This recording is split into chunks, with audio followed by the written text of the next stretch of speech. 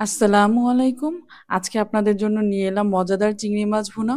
তো এর জন্য আমি চিংড়িগুলোকে পরিষ্কার করে নিয়েছি। এখানে আমি বড় সাইজের চিংড়ি নিয়েছি এবং কিভাবে পরিষ্কার করেছি দেখে নিন। চিংড়ি মাছের মাথার উপর থেকে একদম লেজ পর্যন্ত একটা রগ থাকে নোংরা, সেটাকে পরিষ্কার করে নিয়েছি এবং চিংড়ি মাছের নোংরা কিন্তু মাথার মধ্যেই থাকে।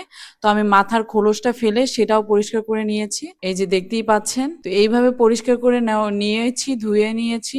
আর এগুলো হচ্ছে চিংড়ি মাছের পা। এগুলো খাওয়া হয়, খাওয়া যায় এজন্য নিয়েছি। এখন আমি পরিষ্কার করে রাখা চিংড়ির মধ্যে দিয়ে দিচ্ছি ১ চা চামচ হলুদের গুঁড়া, ১ চা চামচ মরিচের গুঁড়া এবং লবণ দিয়ে খুব ভালোভাবে মেখে এটাকে আমি ভেজে নিব এট ফার্স্ট। ভেজে তারপরে রান্না করব। তো এর জন্য আমি খুব ভালোভাবে এগুলোকে মিশিয়ে নিচ্ছি। এখন আমি কতগুলো টুথপিক নিয়েছি। এই টুথপিক দিয়ে আমি চিংড়ি মাছের পিঠের পিছন দিয়ে আরকি টুথপিক গুলো গেঁথে দেব। যার কারণে চিংড়ি মাছটা যখন ভাজবো তখন যাতে বাঁকা হয়ে না যায়। চিংড়ি মাছ কিন্তু ভাজলে বা রান্না করতে গেলে বাঁকা হয়ে ছোট হয়ে যায় কেমন যেন।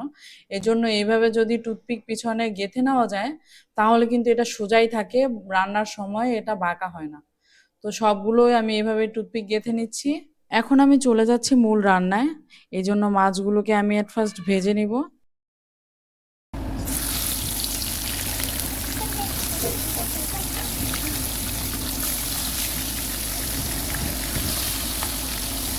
তো বেশি ওভার ফ্রাই করার দরকার নেই, জাস্ট একটু দুই সাইড হালকা সোনালী রং ধারণ করলেই হবে।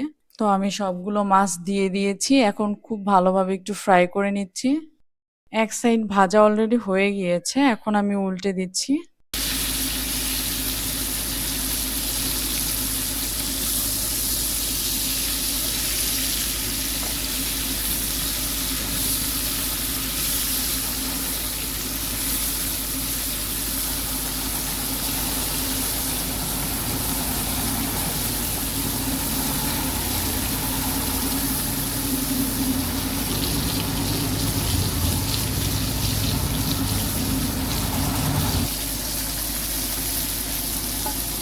এই তো খুব ভালোভাবেই ফ্রাই করা হয়ে গিয়েছে। খুব বেশি ফ্রাই করিনি, জাস্ট দুই সাইডে একটু লাইট গোল্ডেন ব্রাউন করে ভেজে নিয়েছি। তো এখন চলে যাচ্ছি রান্নায়। তো আমি মাছগুলো সব উঠিয়ে নিয়েছি এবং এই মাছের তেলেই আমি ভেজে নিচ্ছি ১ কাপ পরিমাণে পেঁয়াজ কুচি। পেঁয়াজটাকে সামান্য সফট করে ভেজে নিয়ে তারপরে আমি এর মধ্যে দিয়ে দিয়েছি ১ চা চামচ রসুন বাটা এবং ১.৫ চা চামচ দিয়ে দিয়েছি আদা বাটা। আদা রসুন বাটা সহ একটু পেঁয়াজের সাথে নেড়েচেড়ে তারপরে পানি এড করে দিব সামান্য, যাতে মশলাটা পুড়ে না যায়।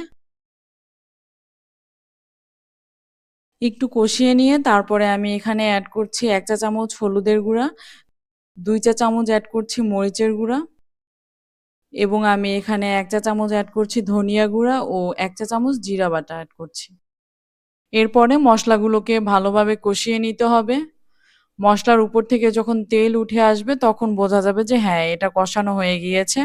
তো আমি মসলাগুলোকে একটু কষিয়ে নিচ্ছি। এখন প্যানে যাতে লেগে না যায় এজন্য পানি এড করে দিচ্ছি। মসলাগুলোকে কষিয়ে নিয়েছি। দেখেন আমার মসলার উপর থেকে কিন্তু তেল উঠে এসেছে। তার মানে মসলা কষানো আমার ডান। তো এখন আমি ভেজে রাখা চিংড়ি মাছগুলো এড করে দিয়েছি।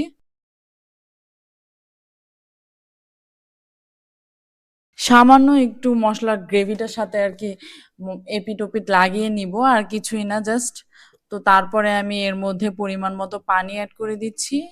ঝোলটা আরকি যে যতটুকু পছন্দ করেন ওই অনুপাতে দিয়ে নিবেন। আমি এখানে ১ কাপের মতো পানি এড করেছি। এখন মাছগুলোকে ভালোভাবে ভুনে নিবো। আর চিংড়ি মাছ তো খুব বেশি সময় ধরে রান্না করা লাগে না, অল্প সময়েই রান্না হয়ে যায়।